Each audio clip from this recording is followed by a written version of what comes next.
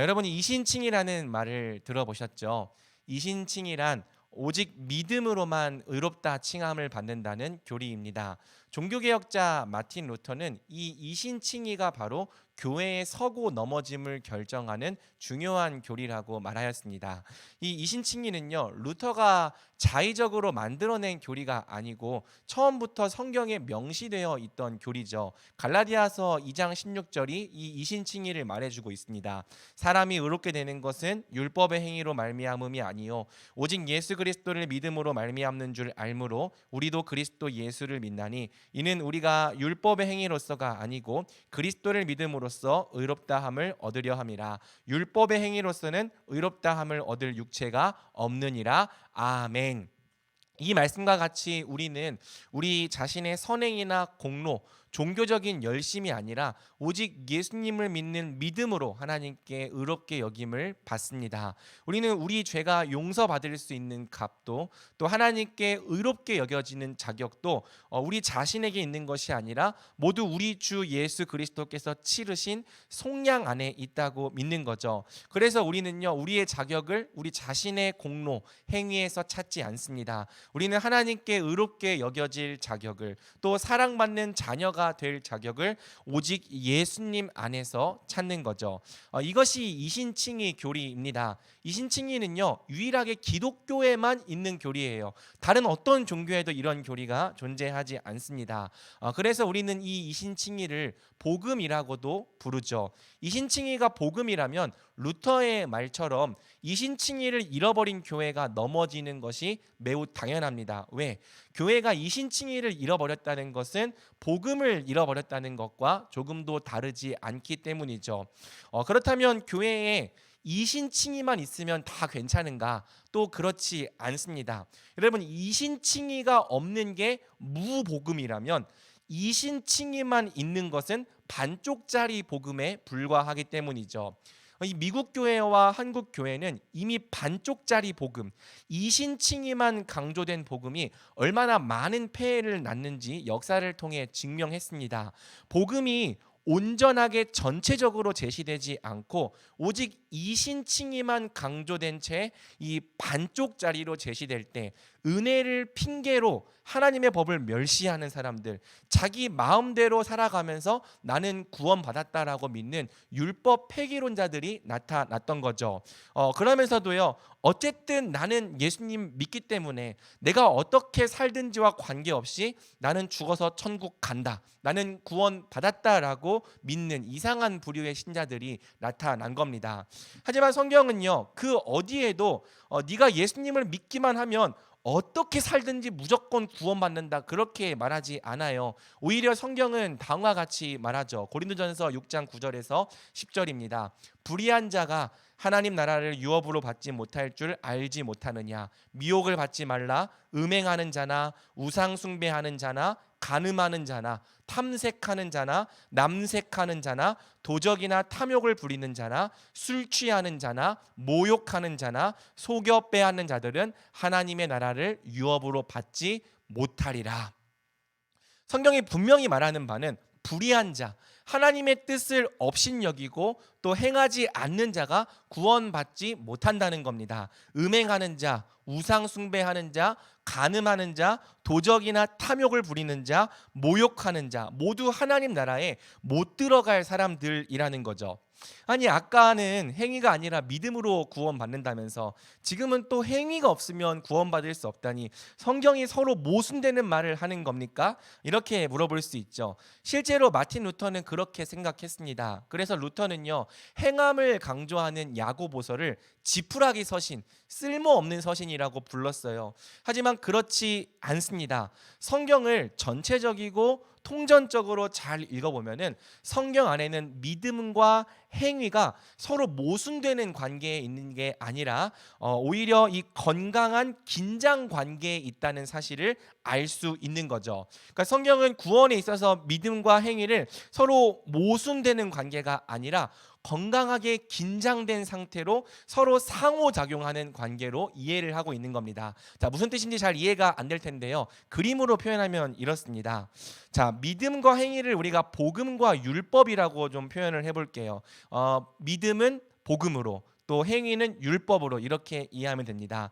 자, 율법은 그 높고 거룩한 기준으로 우리의 무능함과 죄인됨을 깨닫게 합니다. 그러니까 우리가 율법을 배울수록 내가 죄인이구나라는 걸 알게 된다는 거예요. 그래서 우리가 율법 앞에서 어떤 반응을 하게 됩니까? 우리 자신의 행위를 의지하지 않고 값없이 제공된 복음의 은혜를 의지하게 되는 거죠. 자, 그런데 복음은요, 또 우리에게 하나님의 뜻대로 살아갈 은혜를 제공하고 동기를 제공하고 능력과 의지를 제공합니다. 그래서 복음의 은혜를 충만하게 입은 사람은 다시 어디로 나아갑니까? 하나님의 뜻대로 살아보자, 율법을 지키는 거룩한 삶으로 한 걸음을 나아가게 된다는 거예요. 하지만 또 아무리 은혜 받고 능력을 받아서 율법을 지키려고 할지라도 여전히 우리는 그 율법의 거룩한 기준 앞에서 무참하게 깨지죠. 무능함과 죄인됨을 깨닫습니다. 그래서 우리는 또다시 하나님의 법 앞에 절망하고 예수님을 찾아가 은혜를 구하게 돼요. 그러면 예수님은 또다시 우리를 격려하셔서 우리를 율법, 하나님의 법을 지키는 거룩한 삶을 살 수 있도록 우리의 등을 떠밀어 주시는 거죠. 이렇게 복음이 율법으로 나아가고 다시 율법이 우리를 복음으로 돌아가게 하고 다시 복음이 우리를 율법으로 나아가게 한다는 것이 성경 안에 있는 이 복음과 율법의 관계입니다. 그러니까 이것을 교리로 표현하면요, 칭의, 믿음으로 의롭게 된 사람에게는 성화, 거룩하게 자라가는 은혜가 반드시 함께 나타나야 한다는 거예요. 이 두 가지, 복음을 의지하는 삶과 율법을 행하려는 거룩한 삶이 동시에 나타나야지만 진짜 구원받은 성도라는 거죠. 반대로 이 두 가지, 복음을 의지하는 삶과 율법을 행하려는 거룩한 삶이 함께 나타나지 않는다면 그 믿음이 가짜라는 것이 성경 전체의 증언이고 또 오늘 본문의 결론인 겁니다. 자, 이제 오늘부터 우리가요, 산상수훈의 결론을 두 번에 걸쳐서 살펴보게 될 겁니다. 지금까지 우리는 산상수훈의 주제가 하나님의 법을 온전히 완성해 나가는 하나님의 백성, 또 하나님 아버지를 닮아가는 하나님의 백성임을 배웠죠. 그러니까 누군가는요, 이런 방식의 삶을 듣고 이것이 진짜 하나님 백성의 삶이구나, 내가 이렇게 살아야겠구나 고개를 끄덕였을 겁니다. 하지만 또 누군가는요, 이 산상수훈을 남의 나라 이야기처럼 들었을 거예요. 에이, 사람이 어떻게 저렇게 살아, 너무 이상적이지, 마치 자신과 전혀 상관없는 이야기처럼 듣는 사람도 있었을 겁니다. 그러므로 예수님은 이제 산상수훈의 결론에서 율법을 행한다는 것과 행하지 않는다는 것의 진짜 의미가 무엇인지를 우리에게 가르쳐 주시는 거죠. 내용은 간단합니다. 듣고 행하는 자, 그가 진짜고 행하지 않는 자, 그가 가짜라는 겁니다. 그래서 그들이 마지막 날에 각각 말씀을 듣고 행하는 열매가 있는지 없는지로 심판받으리라는 거죠. 미리 말하지만 오늘 말씀은 굉장히 무거운 말씀입니다. 하지만 성경에서 우리가 가장 신중하게 살펴봐야 할 말씀이기도 하죠. 함께 오늘 본문을 통해 이 내용들을 살펴보도록 하겠습니다. 자, 산상수훈의 결론을 여는 말씀은 그 유명한 좁은 문, 좁은 길 말씀이죠. 우리 13절과 14절을 함께 읽어보겠습니다. 시작. 좁은 문으로 들어가라. 멸망으로 인도하는 문은 크고 그 길이 넓어 그리로 들어가는 자가 많고 생명으로 인도하는 문은 좁고 길이 협착하여 찾는 자가 적음이라. 아멘. 자, 산상수훈 대부분의 말씀이 그렇듯 이 말씀도 굉장히 유명한 말씀입니다. 아마 여러분 중에 이 말씀 자체를 처음 들어본 사람은 아무도 없을 거예요. 좁은 문, 좁은 길, 우리는 이 말씀을 찬양의 가사로도 만들어서 부릅니다. 다만 문제는 본문이 말하는 이 좁은 문과 좁은 길이 대체 뭐냐는 거죠. 여러분, 우리가 성경을 한 부분만 콕 집어서 그 부분만 읽어서는 안 되는 이유는요, 각 구절의 의미가 독립적으로 정해지는 것이 아니라 그 구절이 속한 문맥에 의해 결정이 되기 때문입니다. 그러니까 이 구절은요, 그냥 이 구절 하나만 있는 게 아니에요. 산상수훈이라고 하는 문맥 안에서 결론으로 등장한 거죠. 여러분이 지금까지 산상수훈을 잘 들었다면 이제 본문이 말하는 좁은 문과 좁은 길이 무엇인지를 알 수 있어야 하는 겁니다. 대체 뭐가 좁은 문이고 뭐가 좁은 길입니까? 기독교 믿는 것이 좁은 문입니까? 아니에요. 매주 교회에 나와서 예배 드리는 것이 좁은 길입니까? 아닙니다. 산상수훈이 말하는 좁은 문과 좁은 길은 바로 예수님의 모든 말씀을 듣고 행하는 겁니다. 단지 하나님의 법을 외적으로만 지키려 할 뿐 아니라 내면으로부터도 온전히 지키고자 씨름하는 겁니다.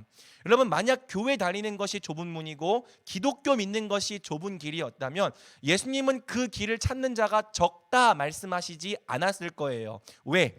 예수님을 쫓아다니는 무리는 오늘날이나 그 시대나 구름대와 같이 많았기 때문입니다. 결코 적지 않다는 거죠. 예수님의 말씀을 좋아는 하지만 그 말씀을 따를 생각은 없는 사람들, 예수님의 삶의 존경과 경의를 표하지만 그 삶을 본받는 제자가 될 생각은 없는 사람들, 그저 예수님을 멀리서 보고 환호하며 박수를 보내는 사람들, 또는 예수님으로부터 이득만 취하려는 사람들, 성경은 그들을 가리켜 무리라고 부릅니다. 카일 아이들먼이라고 하는 목사님은요, 팬인가 제자인가라는 책에서 이러한 사람들을 팬이라고도 불렀죠. 따라서 예수님이 들어가라 말씀하신 좁은 문은요, 결코 종교란에다가 기독교라고 체크하는 것이 아닙니다. 걸으라 말씀하신 좁은 길도 매주 교회 나와서 예배 드리는 게 아닙니다. 그런 사람은 이미 많습니다. 심지어 차고 넘칩니다. 그럼 어떤 사람들이 적습니까? 누가 좁은 문 협착한 길로 들어가는 희귀한 사람들입니까? 바로 예수님의 말씀을 듣고 행하려는 사람들이죠.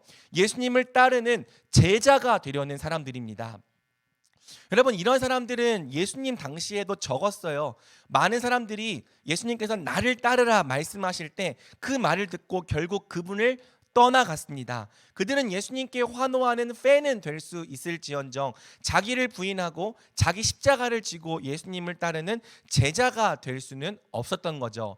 이러한 사람들은 오늘날에도 여전히 희귀합니다. 모두 예수님을 믿는다고 말은 하지만 여전히 많은 사람들이 아무 책임과 의무가 없는 무리에 머물러 있기를 희망하는 거죠. 그저 멀리서 보고 환호하며 박수갈채를 보내는 팬에 머물러 있기를 소원하는 겁니다. 예수님을 따르는 제자가 되기는 극구 거부하는 거죠. 왜?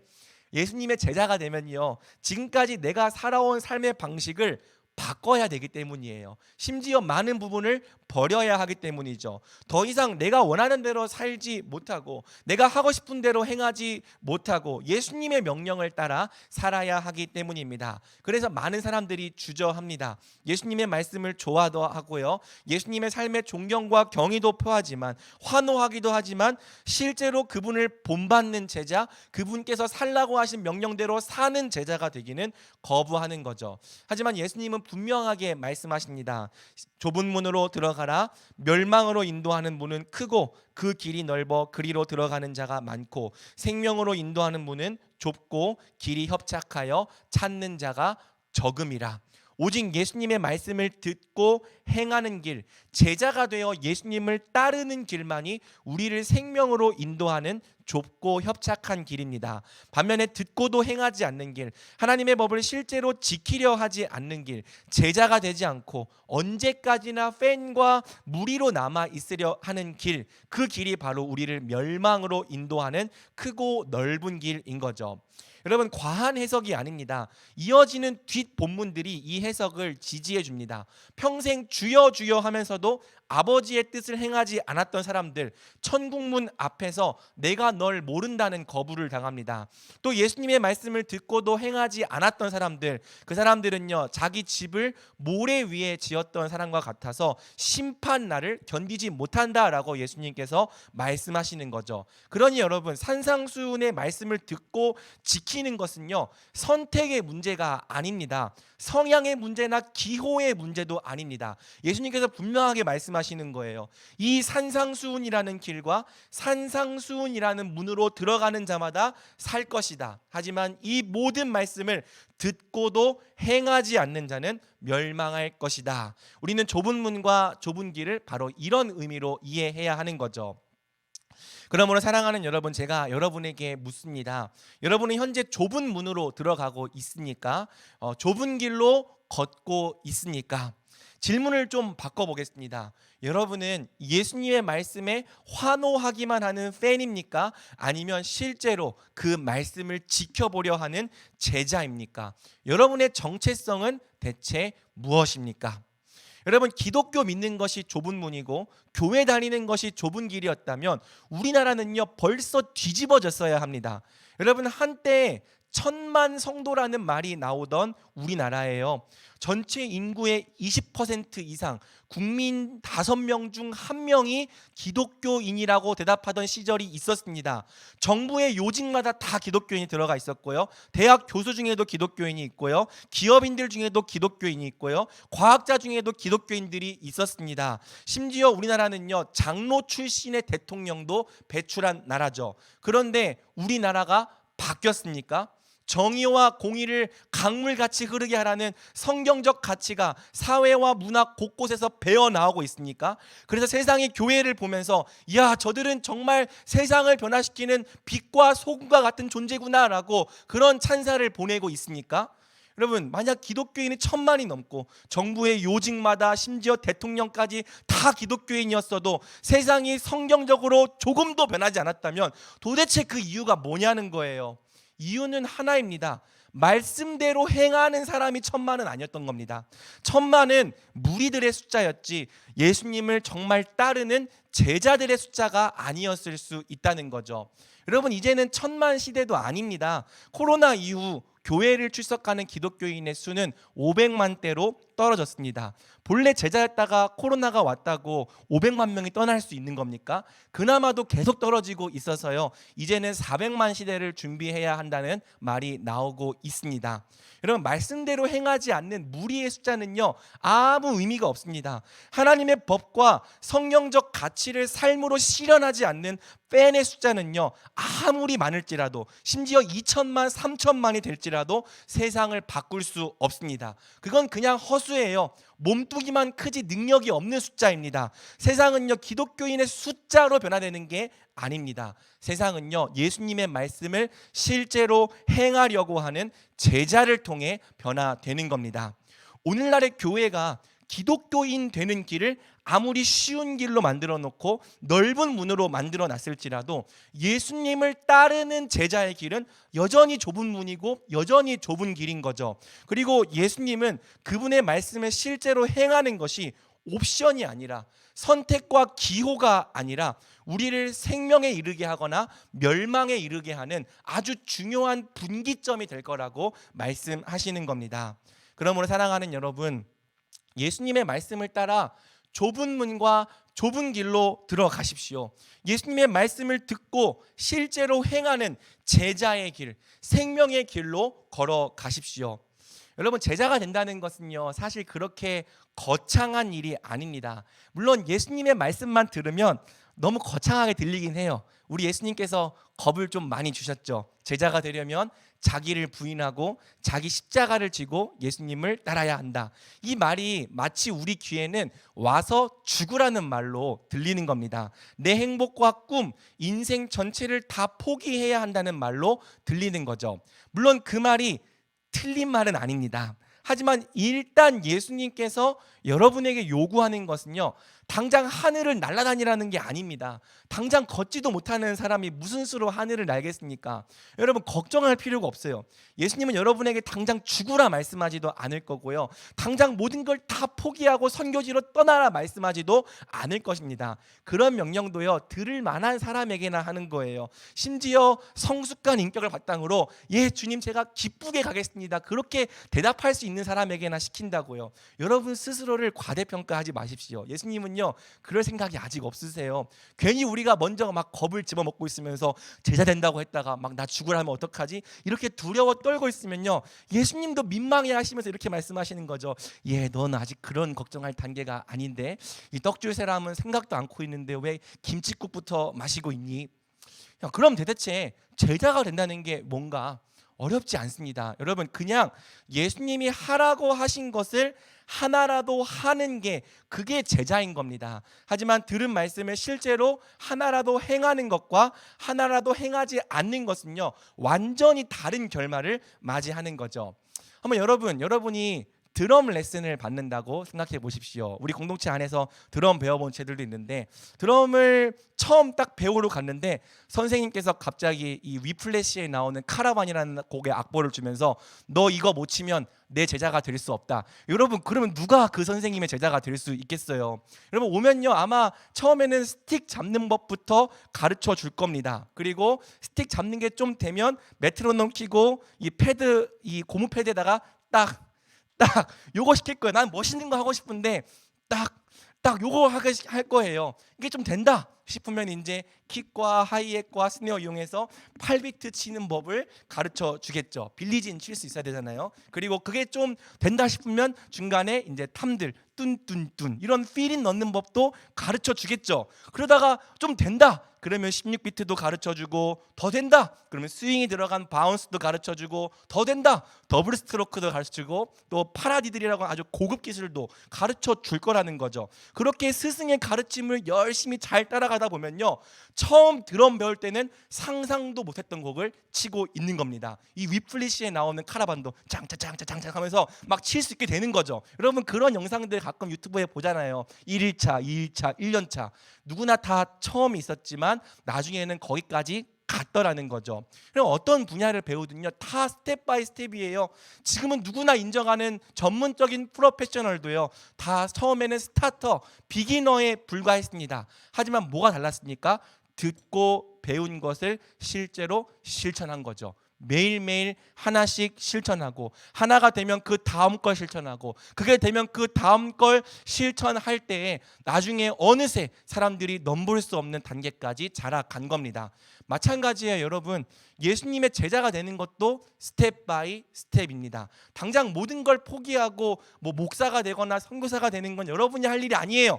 여러분은요 일단 예수님께서 산상수훈통에 말씀하신 거 예를 들어 마태복음 5장 23절에서 24절부터 한번 지켜봐야 하는 거죠. 그러므로 예물을 제단에 드리러 가다가 거기서 내 형제에게 원망 들을 만한 일이 있는 게 생각나거든 예물을 제단 앞에 두고 먼저 가서 형제와 화목하고 그 후에 와서 제물을 드리라. 예수님께서 뭐라고 하셨습니까? 예배 드리러 가다가 네 형제에게 원망 들을 만한 일 생각나거든 일단 먼저 형제와 화해한 다음에 예배를 드려라. 그래서 이 말씀을 봤어요. 최근에 어떤 지체랑 좀 싸웠어요. 그래서 그 지체랑 지금 관계가 안 좋은 상태로 예배를 드리려고 하니까 막 뭔가 막힌 것처럼 예배가 잘 안 드려져요. 아 예수님께서 먼저 내가 화해하기를 원하는구나 찾아가서 그때 내가 미안했다 이렇게 말했어요. 그럼 여러분 그 사람이 제자인 거예요. 대단한 사람이 제자인 게 아니라 예수님께서 하라고 한 것을 실제로 한 사람이 제자라는 거죠. 스틱을 이렇게 쥐라고 해서 이렇게 쥐려고 한 것과 예배 드리기 전에 화해하라고 해서 실제로 화해해 본 것이 본질상 조금도 다르지 않은 겁니다. 작은 일이든지 큰 일이든지 스승이 하라 한 것을 그대로 하는 사람이 제자인 거죠. 여러분 예수님께서 또 산상수훈에서 뭐라고 말씀하셨습니까? 네 구제를 사람에게 보이려 하지 말고 은밀하게 하라고 말씀하셨습니다. 그래서 그 말씀대로요 내 구제를 나팔로 빵빠레를 울려가면서 하는 게 아니라 사람들이 아무도 모르게 은밀하게 했어요. 그러면 그 사람이 제자라고요. 왜? 예수님께서 하라 하신 것을 그대로 했기 때문에.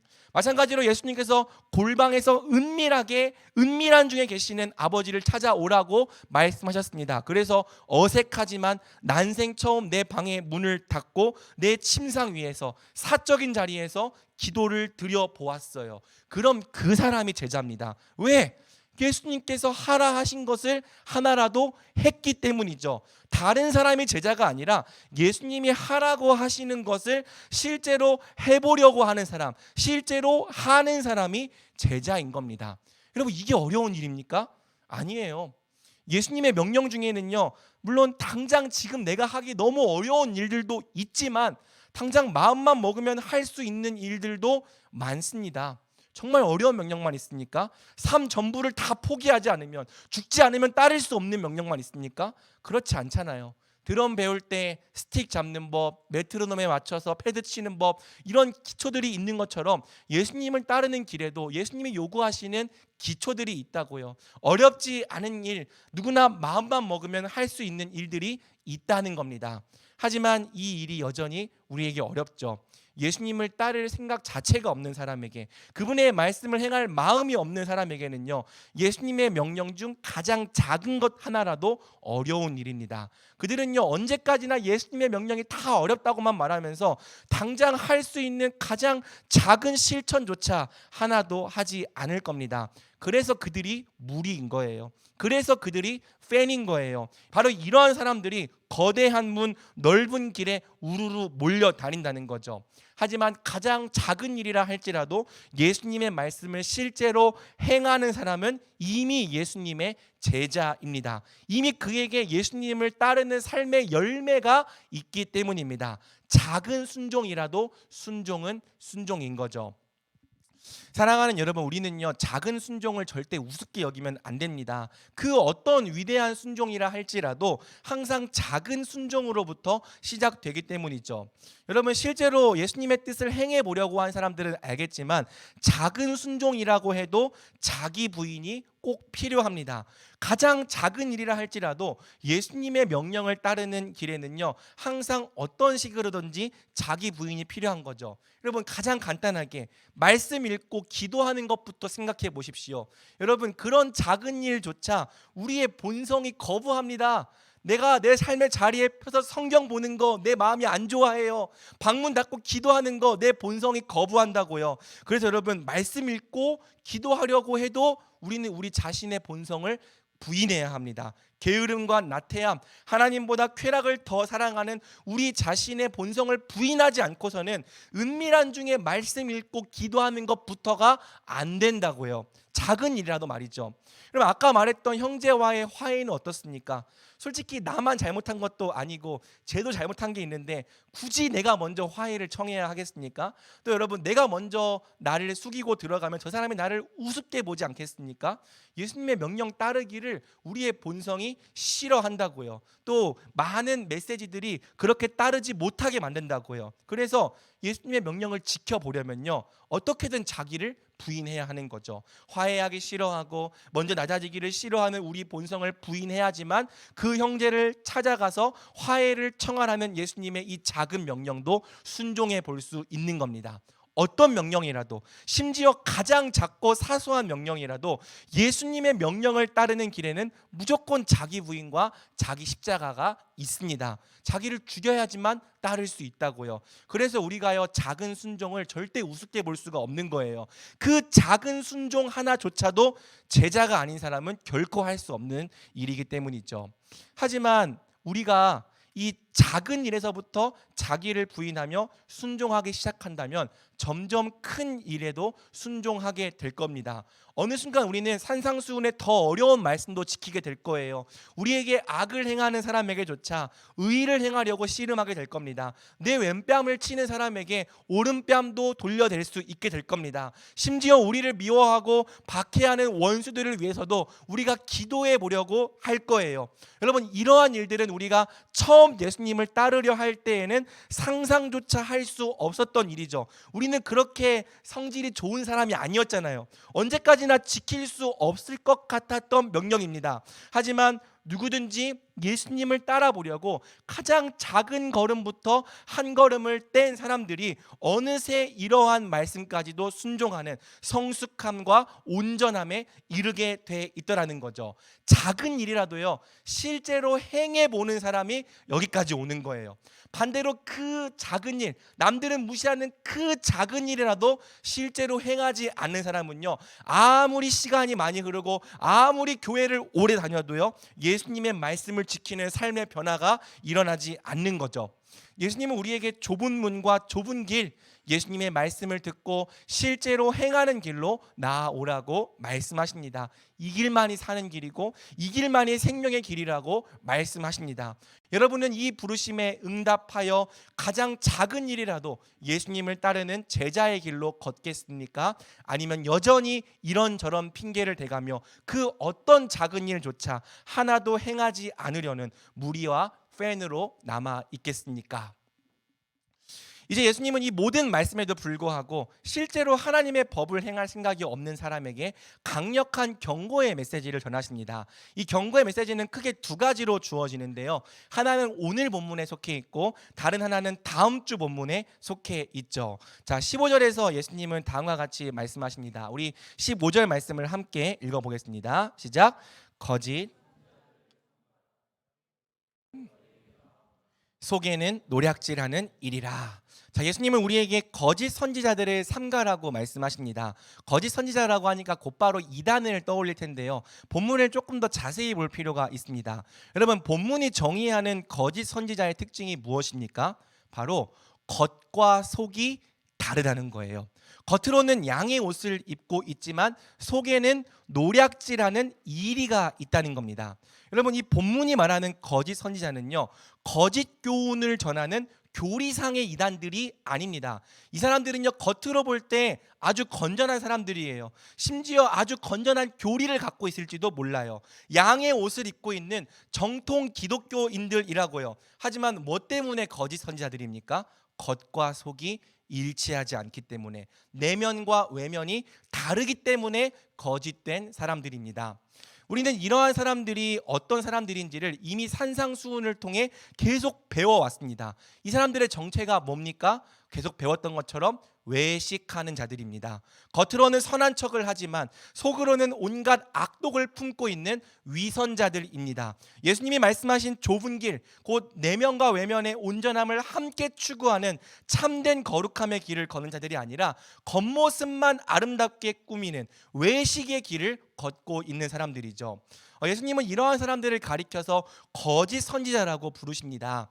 이는 이들이 실제로 선지자 직분을 가졌다는 뜻이 아니고요. 교회 안에서 무언가 어른 노릇을 하고 있다는 거예요. 교회 안에서 무언가 다른 사람들을 가르치려고 하는 선생 노릇을 하고 있다는 거예요. 마치 자기는 선한 사람인 양, 성숙하고 온전한 사람인 양, 하나님의 뜻을 다 아는 사람인 양 더 높은 위치에서 남을 가르치려 한다는 거죠. 하지만 예수님은요, 이런 사람들을 삼가라, 주의하라 말씀하십니다. 왜? 이들이 바로 겉과 속이 다른 가짜들이기 때문이죠.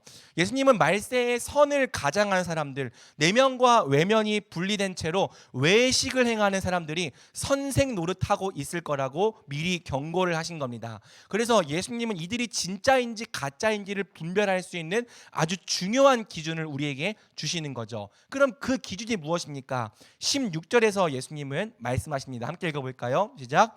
그들의 열매로 그들을 알지니 가시나무에서 포도를 또는 엉겅퀴에서 무화과를 따겠느냐. 어떻게 하면 양의 옷을 입고 외식함으로 선생 노릇하는 사람들을, 그 이리들을 분별해낼 수 있는가? 그들이 속일 수 없는 딱 한 가지가 있을 거라는 거예요. 무엇입니까? 열매죠. 산상수훈에 가르친 대로 겉모양만 아름답게 꾸미는 외식이 아니라 내면으로부터 시작하여 밖으로까지 하나님의 법을 따르고자 하는 참된 온전함의 열매, 이게 분별의 기준인 겁니다. 예수님은 가시나무에서 포도를, 엉겅퀴에서 무화과를 따겠냐고 물어보십니다. 진짜 몰라서 물어보신 게 아니고요, 가시나무에서는 포도를, 엉겅퀴에서는 무화과를 딸 수 없다라고 말씀을 하신 거죠. 그러면서 예수님께서 말씀하세요. 17절과 18절입니다. 이와 같이 좋은 나무마다 아름다운 열매를 맺고 못된 나무가 나쁜 열매를 맺나니 좋은 나무가 나쁜 열매를 맺을 수 없고 못된 나무가 아름다운 열매를 맺을 수 없느니라. 나무는 정직하다는 거예요. 좋은 나무는 아름다운 열매를 맺는다는 거예요. 또 못된 나무는 나쁜 열매를 맺는다는 거죠. 자, 반대로 좋은 나무는 나쁜 열매를 맺을 수 없다는 거예요. 못된 나무도 아름다운 열매를 맺을 수 없다는 거죠. 그러니까 나무만 정직한 게 아니라 뭐도 정직합니까? 열매도 정직한 거죠. 열매를 보면 그 나무가 좋은 나무인지 못된 나무인지를 금세 알 수 있을 거라고 말씀을 하신 겁니다. 그리고 예수님은 열매에 따른 나무의 결말을 다음과 같이 말씀하시죠. 19절입니다. 아름다운 열매를 맺지 아니하는 나무마다 찍혀 불에 던져지느니라. 아름다운 열매를 맺지 않는 나무는 찍혀서 불에 던져질 거다. 즉 못된 열매로 못된 정체성을 입증한 못된 나무가 심판받을 거라는 뜻입니다. 이 내용을 다음 주에 더 자세히 볼 거예요. 다음 주에 보겠지만 성경이 증언하는 심판의 기준은 놀랍게도 믿음이 아니라 열매입니다. 우리가 심판대에 서면은 제가 믿었잖아요, 믿음으로 고백했잖아요 라고 그 기준으로 심판받을 것 같지만 실제로 열매를 통해 심판하신다는 것이 마태복음의 중요한 주제예요. 구원은 믿음으로 받지만 심판은 열매로 받는다는 것이 성경의 한결같은 증언이죠. 왜? 20절, 열매가 바로 우리가 누구인지를 정확하게 말해주기 때문입니다. 이러므로 그들의 열매로 그들을 알리라.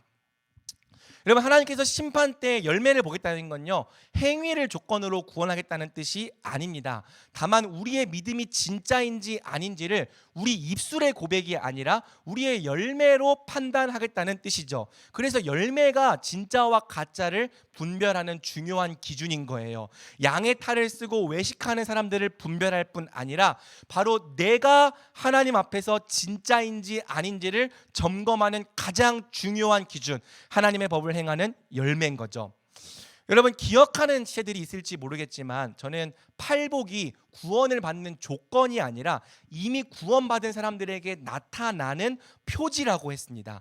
이미 구원을 받았기 때문에, 생명이 주어졌기 때문에, 그래서 하나님의 법대로 살아보려는 사람들에게 자연스럽게 나타나는 모습이 팔복이에요. 이것은 팔복의 중요한 전제가 무엇인지를 우리에게 가르쳐 주는 거죠.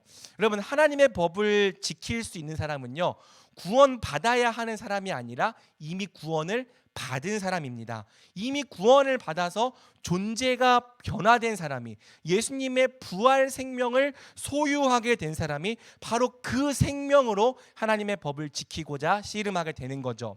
이 존재의 변화가 먼저 선행되지 않으면 하나님의 법을 지키고자 씨름하는 삶이 시작조차 되지 않는 거예요. 이 생명이 먼저 주어지지 않으면 하나님의 온전하심을 닮아가는 삶도 시작되지 않고요, 예수님의 장성한 분량까지 자라가는 삶도 시작되지 않습니다. 성경이 말하는 구원은요, 존재의 변화예요. 이 원리를 예수님은 나무가 다르다, 나쁜 나무와 좋은 나무가 있다고 말씀하시는 거죠.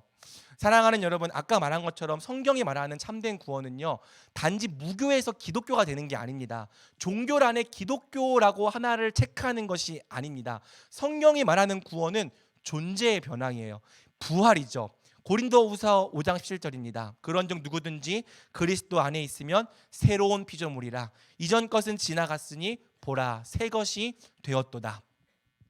하나님은 우리에게 오직 은혜로 구원을 주시되 우리 안에 믿음을 불러 일으키심으로 구원을 주십니다. 그래서 참된 믿음은요, 내가 믿은 거면서 또 내가 믿은 게 아니기도 해요. 분명 내가 믿었지만 이 믿음은 성령께서 불러 일으키신 믿음, 우리에게 값없이 주신 은혜의 선물이기 때문이죠. 자, 그런데 만약 우리의 믿음이 정말 성령께서 불러 일으키신 진짜 믿음이라면 반드시 함께 수반되는 존재의 변화가 있는데 그게 바로 거듭남입니다. 이를 교리적으로는 중생이라고도 부르는 거죠. 여러분 거듭났습니까? 여러분 중생했어요? 이 거듭남은요, 허구가 아닙니다. 그저 이론으로만 존재하는 상상 속의 개념도 아닙니다. 거듭남은 실제로 우리 안에 벌어지는 일입니다. 우리가 예수님을 믿고 성령으로 예수님과 연합할 때 우리가 실제로 거듭납니다. 중생합니다. 이 중생의 근거와 이 중생의 실체는 바로 예수님의 부활 생명이에요. 예수님의 부활 생명이 예수님과의 연합을 통해 우리께 될 때 우리가 이 죽은 영이 부활하게 되는 거죠. 예수님의 생명으로 부활하게 될 때 그때 일어나는 변화가 바로 중생인 겁니다. 여러분, 진짜 신앙생활은요, 이 거듭남으로부터, 중생으로부터 시작되는 거예요. 여러분, 거듭남 자체는 우리가 인지하지 못할 때 일어나는 변화입니다. 하지만 우리가 거듭났다는 사실은 확인이 가능해요. 왜? 여러 증거들을 통해서 지속적으로 그 거듭남이 확인되기 때문이죠. 여러분, 제가 벌써 세 아이의 아빠입니다. 세 아이 모두를 신생아 때부터 6살, 5살, 2살에 이르기까지 길러보았고요. 심지어 첫째는 제가 1년 휴학하고 아내가 일을 하고 제가 집에서 키워봤기 때문에 이 1년 동안 진짜 온미 육아해봤습니다. 아마 여러분 중에는 한 달도 안 된 신생아를 본 사람이 거의 없을 겁니다. 보통 신생아는 집 밖으로 잘 나오지 않기 때문이죠. 여러분이 교회에서 보는 애기들은요, 다 100일 또는 200일은 넘은 애기들입니다. 신생아들 볼 수가 없다는 거예요. 여러분, 한 달도 안 된 신생아들 뭐 사진으로라도 봤을 텐데 얘네들은요 사람이 아닙니다. 얘네들은요 눈을 못 마주쳐요. 그리고 초점이 없어요. 그리고 뭘 해도 반응이 없습니다. 후루룩 까꿍 막 그렇게 해도요 그냥 멀뚱히 있어요. 티키타카가 안 된다고요. 근데 그럼에도 불구하고 얘네들이 살아있다는 사실을 금방 알 수 있는 방법이 있습니다. 뭔지 아십니까? 배고프면 운다는 거예요. 심지어 얘네들이 신생아 때는요 2시간에 한 번씩 우렁차게 웁니다. 여러분, 신생아들이 위가 작아서요 밤에도 배가 고파 잠을 못 자요. 그래서 밤 12시에 울고 새벽 2시에 울고 새벽 4시에 울고 새벽 6시에 울고 아침 8시에 웁니다. 24시간을 다 2시간 간격으로 울어요. 그러니까 2시간 타이머라고 생각하면 됩니다. 그래서 여러분, 신생아를 키우는 집은요 남편과 아내가 순번을 정해야 돼요. 새벽 2시에 너, 새벽 4시에 나, 새벽 6시에 너, 그리고 새벽 오전 8시에 나, 이렇게 해야 4시간을 좀 잘 수가 있어요. 그리고 만약에 내 순번일 때 얘가 분유를 먹고 잠을 안 잔다, 1시간 동안 눈을 뜨고 있다, 그럼 당첨입니다. 1시간 동안 깨어 있어야 합니다. 심지어 새벽 4시에 분유를 먹다가 토했다, 그러면요 전원 기상입니다. 바로 욕조에 물 받고 목욕을 시키고 재워야 합니다. 그리고 아침 8시가 되면요 이게 잠을 잔 건지 안 잔 건지 헷갈린 상태로 출근하고 하는 거죠. 여러분, 말도 못하고요 눈도 못 마주치고 손짓도 못하지만 의사 표현이 너무 확실해요. 엄마 아빠 밥 주세요, 으아 으아 하고 웁니다. 그럼 여러분 계속해서 밥을 줘야 돼요. 이게 생명으로 태어났다는 뜻이에요. 여러분, 집에 있는지 없는지 모를 수가 없어요. 잘 때 빼고는 계속 울기 때문에 정말 우리 집에 생명이 살고 있다는 것을 그 너무 확실한 증거로 알 수 있다는 거죠. 여러분, 그래서요 그 의사 표현을 따라서 분유도 먹이고 기저귀도 갈아주다 보면요 언젠가 갑자기 100일 넘었을 때 뒤집기도 해요. 근데 사실 그 전에 한 50일쯤에는 약간 웃어주기도 합니다. 이렇게 웃어주기도 해요. 그러면 와 웃었다고 막 좋아하죠. 그러다가 어느 순간 걸어요. 옹알이가 점점 말로 바뀌어 갑니다. 지금 저희 막내가 이제 옹알이에서 지금 언어로 지금 패치가 되고 있는 중입니다. 약간 그 중간쯤에 있어요. 그 화장실도 가릴 줄 알게 됩니다. 또 어느새 엄마 아빠와 교감을 나눌 줄 알게 되고요. 이것이 이 땅에 생명으로 태어났다는 의미인 거죠. 마찬가지예요, 여러분. 거듭났다는 것은요 우리 안에 새로운 영이 태어났다는 뜻입니다. 전에는 죽은 것이나 마찬가지였던 우리의 영이 이제는 부활해서 생명을 갖게 되었다는 뜻입니다. 우리의 영이 예수님의 부활 생명으로 부활하기 전까지는요 우리 안에 이 영적인 것에 대한 갈망이 없었어요. 왜? 죽어있는 몸은 배고파하지도 않고 목말라 하지도 않는 것처럼 우리의 영도 죽어있을 때는요 영적인 것을 갈망하지 않더라는 거죠. 하지만 죽은 영이 살아나면 다릅니다. 그때부터 우리의 영은요 하나님의 말씀을 꿀과 같이 달게 느끼기 시작합니다. 어떨 때는요 먹고 먹어도 계속 먹고 싶을 때가 있습니다. 또 말씀을 충분히 잘 먹으면요 만족감과 배부름을 느끼기도 합니다. 정말 말씀이 너무 좋다, 이게 말씀의 능력이구나 경험한다고요. 그렇게 말씀을 꾸준히 잘 먹다 보면요 알지 못하는 사이에 우리의 영혼이 조금씩 자라요. 힘줄이 생기고 근육이 생기고 걷지 못했던 사람이 걷게 되고 일어서지 못했던 사람이 일어나는 일들이 벌어지는 거죠. 전에는 하지 못했던 일들을 점점 자라갈수록 하게 된다고요. 우리의 영이 자라날수록 우리는 하나님을 점점 살아있는 인격체로 내 아버지로 느끼게 되고요 그분과 정말 인격적으로 소통하는 게 가능해집니다. 기도가 가능해진다는 거죠. 어느 순간 우리의 기도는요 더 이상 허공을 맴돌지 않을 거예요. 살아계신 하나님과의 인격적인 대화가 될 겁니다. 또 우리의 영이 자라날수록 우리는 점점 하나님 아버지를 갈망하게 되는 거죠. 아버지를 더 사랑하고 싶은 거예요. 아버지의 뜻을 따르고 싶은 거예요. 사람들이 보든지 보지 않든지 항상 아버지의 눈에는 기쁨이 되고 싶다고요. 그래서 진정으로 거듭난 사람은요, 사람들에게 눈에 보이는 외면만 신경 쓰는 게 아니라 속에 감춰진 내면까지도 아버지 앞에서 항상 올바르기를 소망하는 겁니다. 여러분, 이 소원이 우리를 내적으로도 온전케 하는 겁니다. 거듭남이 없는 사람들, 하나님을 살아있는 인격체로 인지하지 못하는 사람들은요, 그저 종교 생활을 하면서 사람들의 눈에 보이는 외면만 신경 쓰지만 정말 거듭난 사람, 아버지를 인격으로 느끼고 있는 사람은요, 누가 보든지 보지 않든지 아버지 앞에서 올바르기를 소망하고요, 때로는 죄 때문에 내가 잘못 행했을지라도 그 마음에 찔려서 절대 그 죄를 계속할 수가 없는 겁니다. 이 변화를 중생과 거듭남이라 부른다고요. 이 변화를 예수님께서 좋은 나무가 되었다고 말씀하신다고요. 전에는 못된 나무였던 우리가, 아니 아예 죽은 나무였던 우리가 이제 좋은 나무가 되었다면 결과는 확실합니다. 우리에게 좋은 열매, 아름다운 열매 맺힐 거예요. 사람들의 눈을 속이기 위한 위선과 가식이 아니라, 종교적인 외형이 아니라 정말 내면으로부터 아버지를 닮아 있는 온전한 인격의 열매가 맺힐 거라고요. 왜? 예수님의 말씀처럼 좋은 나무는 좋은 열매를 맺을 수밖에 없기 때문이죠. 좋은 나무마다 반드시 아름다운 열매를 맺을 거기 때문입니다. 여러분, 역으로 만약 우리에게 아름다운 열매가 맺히지 않는다면, 물론 시간을 두고 봐야 돼요. 하지만 시간이 아무리 지나도 나쁜 열매와 못된 열매만 맺힌다면, 중심으로부터 하나님의 법을 갈망하지 않고 따르려 하는 마음이 없다면, 늘 사람들의 눈만 의식하는 이 외식과 위선, 가식의 열매만 맺힌다면 그것이 말해주는 의미가 대체 뭐냐는 겁니다. 여러분, 그 사실은요, 어쩌면 우리가 좋은 나무가 아니라는 반증일 수 있습니다. 제가 살살 얘기하는데요, 그냥 반증입니다. 왜? 못된 나무는 못된 열매를 맺으니까요. 아직 거듭나지 못했다는 반증, 중생이 없다는 반증일 수 있습니다. 쉽게 말해서 구원받지 못했다는 반증일 수 있습니다. 우리 안에 하나님의 말씀을 행할 마음이 없다는 것, 행할지라도 그저 사람들의 눈만 속이려 하고 정말 중심으로부터 하나님 앞에서 바르고자 하는 갈망이 없다는 것, 여러분, 이거는요 우리의 생각 이상으로 크고 심각한 문제라고요. 이것은 어쩌면 우리가 아직 구원받지 못한 자임을, 또는 스스로 구원받았다고 착각하고 있는 가짜임을 말해주는 되게 중요한 증거일 수 있다는 겁니다. 여러분, 제 말을 기분 나쁘게 듣지 말길 바랍니다. 이건 제 말이 아니라 예수님의 말씀이에요. 그리고 기분 나쁜 말씀도 때로는 들어야 합니다. 막상 들을 때에는 기분이 나쁠지라도요, 이 말씀이 우리를 고민하게 한다면, 이 말씀이 우리를 근심하게 한다면, 그래서 생명 얻는 회개에 이르게 한다면 이것만큼 귀한 은혜가 없기 때문이죠. 여러분, 우리를 진짜 살리는 말씀은요, 평안하다 평안하다, 너는 아무 문제가 없을 거야, 너 이 인생은 앞으로 영원히 행복할 거야, 그런 말씀이 아닙니다. 도리어 점검하라 점검하라, 네 안에 정말 하나님의 법을 따르는 참된 열매가 있는지 끊임없이 살피라는 말씀입니다.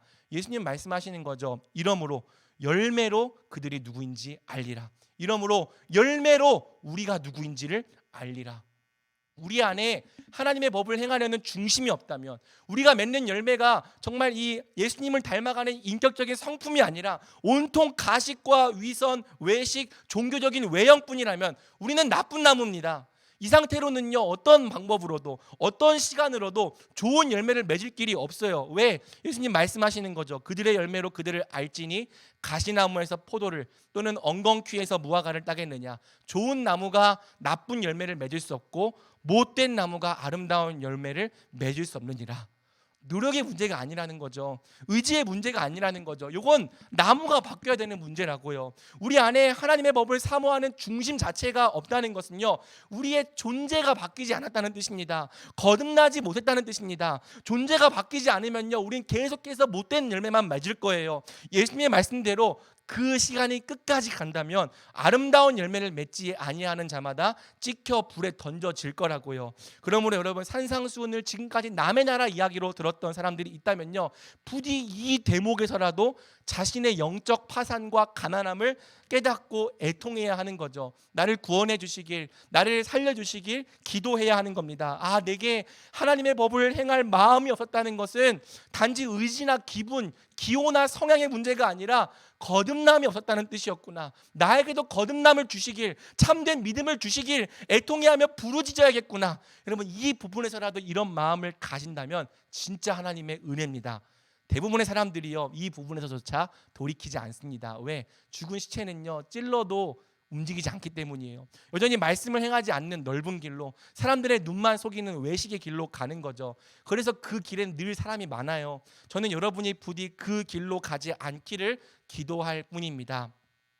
반면에 여러분, 지금 여러분의 모습이 어떠할지라도 여러분 안에 생명이 있다면, 하나님을 향한 갈망과 말씀을 행하려는 사모함이 있다면, 매일 넘어질지라도 다시 일어나서 정말 주님 뜻대로 살고 싶은 어떤 중심이 있다면요, 여러분은 존재가 바뀌었어요.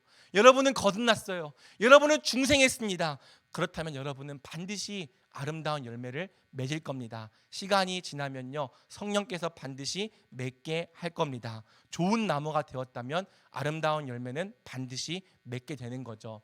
여러분, 결국 시간이 모든 것을 증명해 줄 겁니다. 남들 앞에서는 의롭고 거룩하게 행했지만 속으로는 악독한 이리의 마음을 품고 있었던 사람들, 위선을 떨고 있었던 사람들, 언젠가는 반드시 그 못된 열매로 자신의 정체를 폭로하게 될 겁니다. 감출 수 없을 겁니다. 이것은 저도 예외가 아닙니다. 누구도 이 말씀 앞에 예외일 수 없습니다.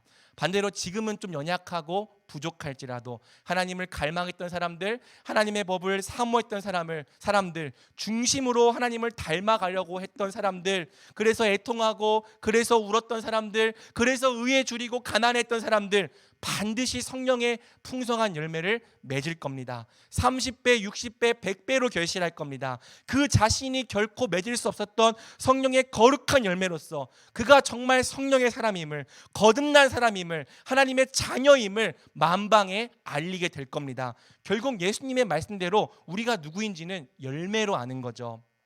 한편 이 말씀이 거짓 선지자, 외식하는 거짓 선생을 분별하는 기준이라는 걸 다시 기억하기 바랍니다. 여러분은 누구에게서 배우고 누구를 따라야 합니까? 그 기준도 열매입니다. 여러분은 그 사람의 말이 아니라 열매를 보며 그가 정말 하나님의 사람인지를 알아야 하는 거죠. 고린도서 4장 19절과 20절은 말해요. 주께서 허락하시면 내가 너희에게 속히 나아가서 교만한 자들의 말이 아니라 오직 그 능력을 알아보겠으니 하나님의 나라는 말에 있지 아니하고 오직 능력에 있음이라. 바울의 말처럼 하나님 나라는요, 입에 있지 않습니다. 입은요, 누구라도 잘 놀리는 거예요. 어떤 말이든 다 할 수 있는 거예요. 그럼 뭐에 있는가? 하나님 말씀을 행하는 능력에 하나님 나라가 있는 거죠. 말은 청산유수일지라도 그에게 말씀을 행하는 증거가 없다면, 특히 내면과 외면 모두로부터 하나님을 닮아가려는 열매가 없다면 주의해야 합니다. 그가 겉으로는 양의 탈을 쓰고 여러분에게 다가와서 영혼을 노략하려는 일이일 수 있기 때문입니다. 여러분, 이 말씀은 사실 저에게 별로 도움되는 말씀이 아니에요. 제가 가르치는 자고 제가 말로 선생 노릇을 하고 있는 자이기 때문입니다. 제 자신에게 올무가 되고 있는 말씀을 제가 전하고 있습니다. 여러분이 보기에 저라는 사람은요, 제가 전하는 말씀을 충분히 담보할 만큼 열매가 풍성한 사람이 아닐 수 있는 거죠. 하지만 저는 저를 위해서가 아니라 여러분을 위해서 이 말씀을 가감 없이 가르칩니다. 이 악하고 패역한 세대 속에서 여러분의 영혼을 노략당하지 않고 정말 여러분을 하나님께로 인도하는 참된 목자를 대체 무슨 기준으로 알아볼 거냐는 거예요. 그의 학력? 아닙니다.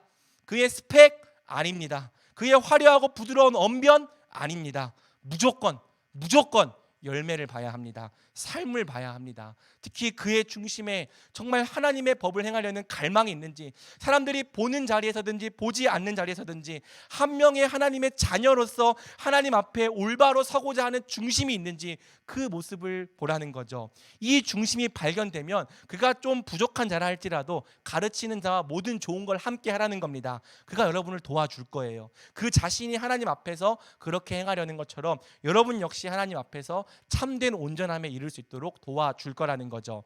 하지만 그가 외식하는 자라면, 남들의 눈 앞에서 그저 거룩과 의를 가장하고 연기하는 자라면, 사랑을 가장하는 자라면 삼가십시오. 주의하십시오. 심판하고 정죄하라는 말씀이 아닙니다. 다만 여러분이 여러분 자신을 지켜내야 돼요.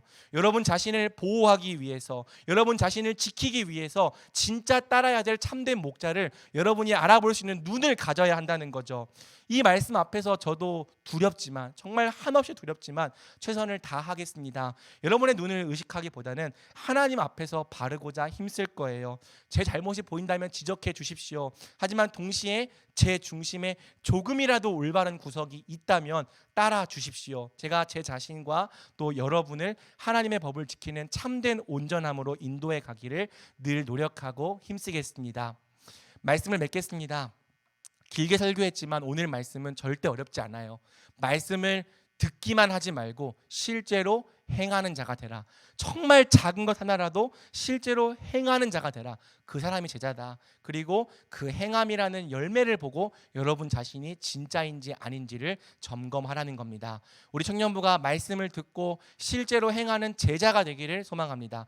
듣고 행하는 아름다운 열매로 하나님께 영광 돌리기를 소망합니다. 사랑하는 여러분, 좁은 문과 좁은 길로 들어갑시다. 말씀을 듣고 행하는 제자의 길로 걸어갑시다. 이 말씀의 은혜가 우리 청년부 모두에게 이루어지기를 우리 주님의 이름으로 간절히 축복합니다. 아멘.